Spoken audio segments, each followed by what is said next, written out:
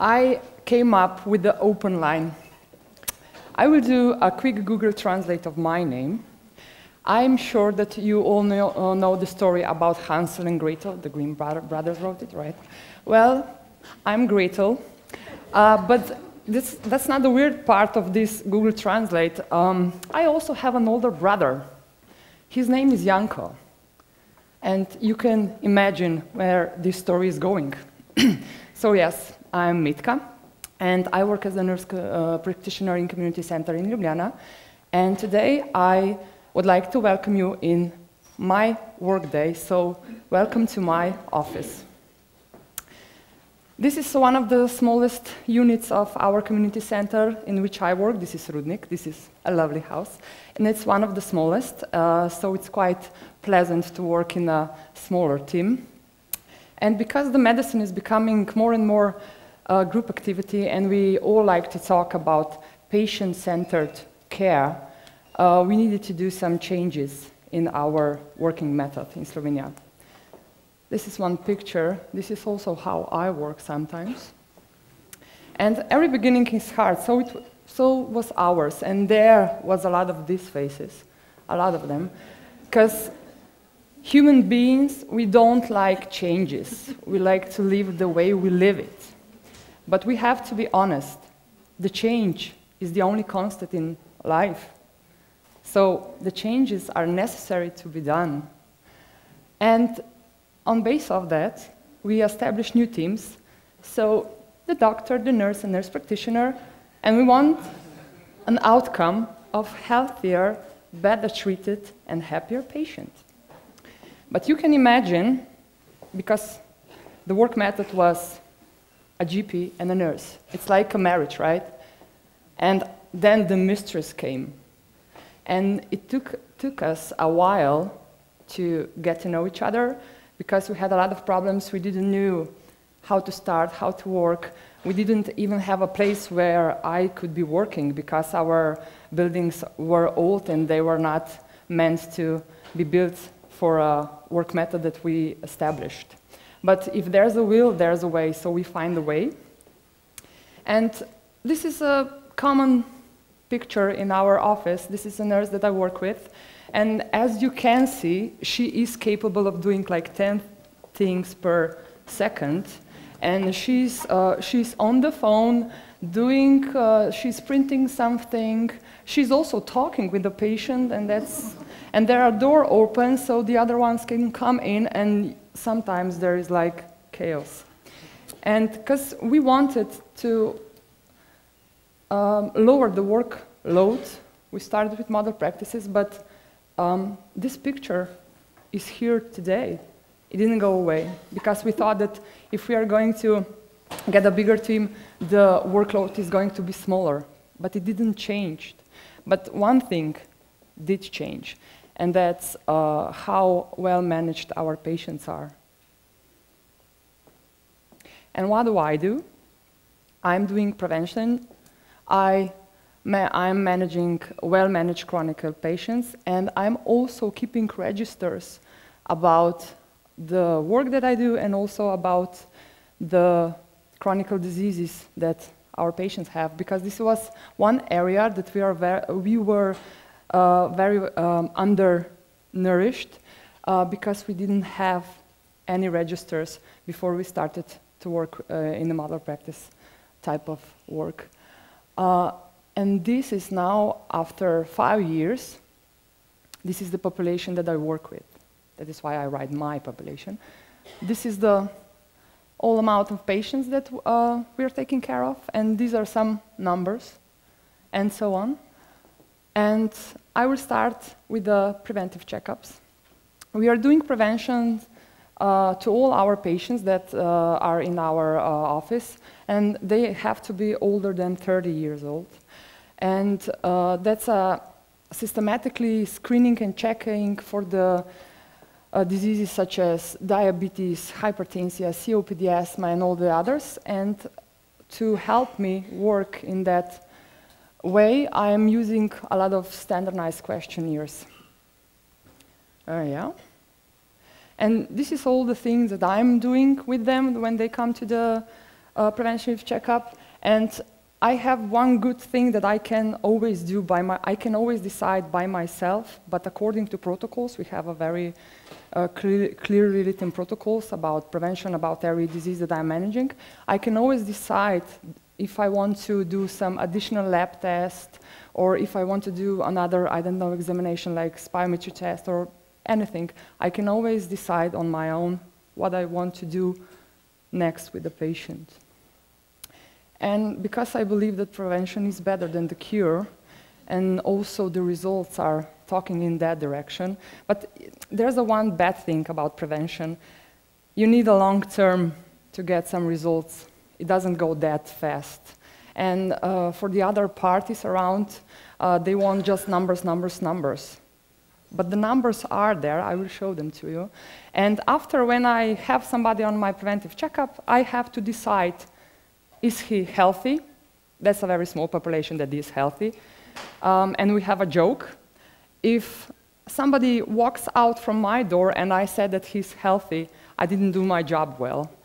But we don't want to make our patients sick. So, there's a second group with the risk factors.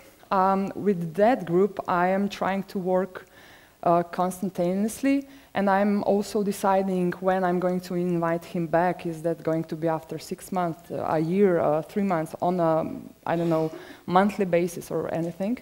And if I find that he has some problems, like, I don't know, his blood sugar is way too high, I make an appointment with him at the doctor's place, so that she is starting to treat him or whatever is needed. And after, when she decides that he is well managed, then he comes back to me again. And these are the three groups. And with this one, I am working a lot. And because if we have somebody with risk factors, we have to do a lot with him. And if we want to talk about patient-centered care, we need to talk also about interprofessional collaboration. And I do collaborate with patients also. I do collaborate with general practitioner when I need him. And I'm also, all those with the risk factors, I'm sending them to healthcare promotion centers that we have. And we have a lot of workshops there. If I see somebody who is obese or something, I can send him to a workshop of losing weight and so. And then the nurses that they are working there, they send me back how he's doing and so. And so we are working a lot on that basis. I also collaborate with community nurse. This is something new in Slovenia, because if I have somebody for whom I know that he's not able to come to my office to do a preventive checkup or something, I can always ask her to go and visit him, or the doctor or the nurse.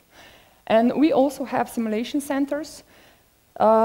This is also for us as a professional, where we are doing CPRs on mannequins and stuff, but we can also send patients. That's the best for the young population, because we are trying to give them a negative experience about how their life is going to be if they don't change nothing. So if we have, I don't know, a truck driver, he has a bad eating habits, he doesn't work out, and he goes to the simulation center. They gave him like a vest with the belly, and then they ask him, go up the stairs, try to tie your shoes, and he sees that it's unable, if you have a big belly, to tie your shoes, and that's a basic thing, to tie your shoes. But I also have to, before I send them there, I need to know in which kind of stage of motivation they are. They are not all ready to go there. And I'm always, as I said, the prevention is one part, and the other one is managing well-managed chronic patients. And you can always, if you have somebody who has a chronic disease, you can always do prevention on him. It doesn't mean that he doesn't smoke. So I do spirometry tests. He maybe has a diabetes, but he could also have COPD if we don't do nothing with his smoking, right? So the prevention is quite a big key in the primary care, I guess. And this is our registers. You see, 2012, when I started to work, this is I don't know, our cities. and this is about register about diabetes.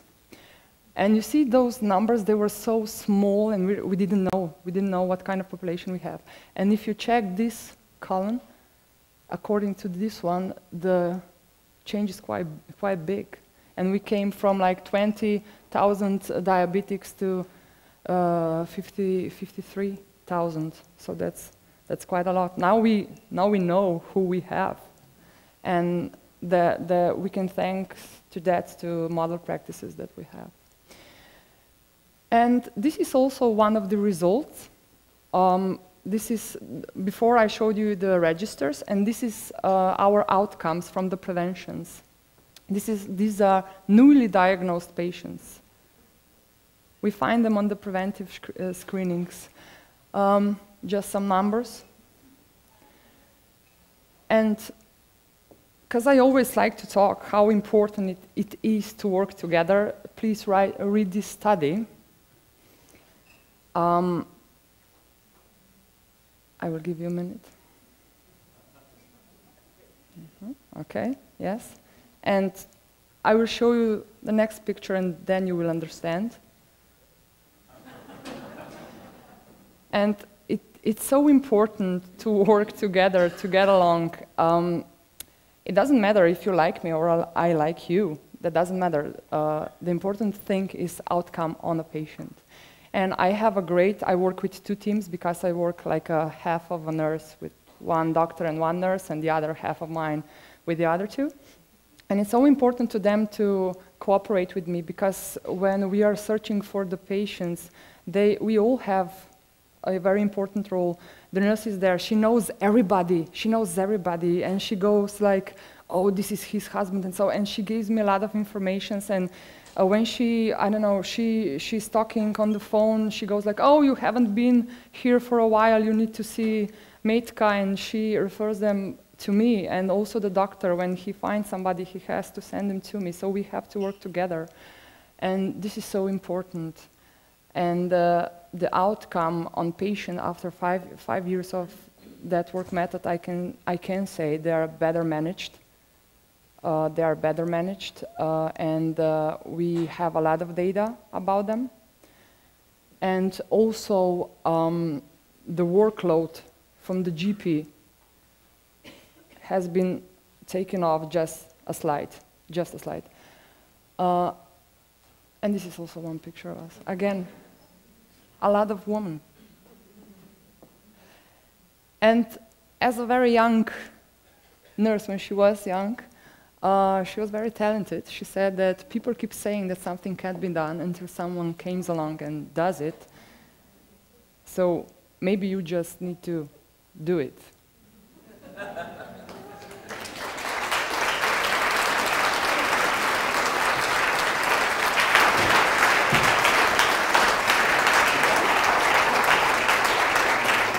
Thank you very much for this very, very pleasant talk.